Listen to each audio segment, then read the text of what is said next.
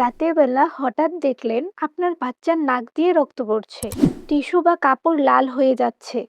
এমন সময় ঘাবড়াবেন না। প্রথম কয়েক মিনিটে সঠিকভাবে কি করবেন সেটাই সবচেয়ে গুরুত্বপূর্ণ। প্রথমে বাচ্চাকে সোজা করে বসান, মাথা সামান্য সামনে ঝুঁকিয়ে রাখুন যাতে রক্ত গলার দিকে না যায়।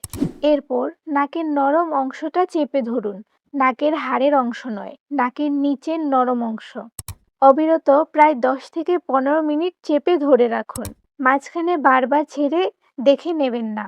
মুখ দিয়ে শ্বাস নিতে বলুন।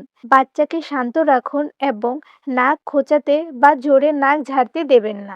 যা করবেন না, বাচ্চার মাথা পেছন দিকে হেলিয়ে দিবেন না।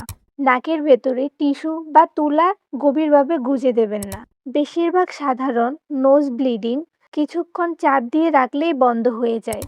কিন্তু রক্তপাত যদি ১০ থেকে ১৫ মিনিট ঠিকভাবে চাপ দেওয়ার পরও না থামে, রক্তপাত খুব বেশি হয়, বাচ্চা দুর্বল বা অজ্ঞান হয়ে যায়, শ্বাস নিতে সমস্যা হয় অথবা মাথায় আঘাতের পর নাক দিয়ে রক্ত পড়ে, তাহলে দ্রুত চিকিৎসা নিন।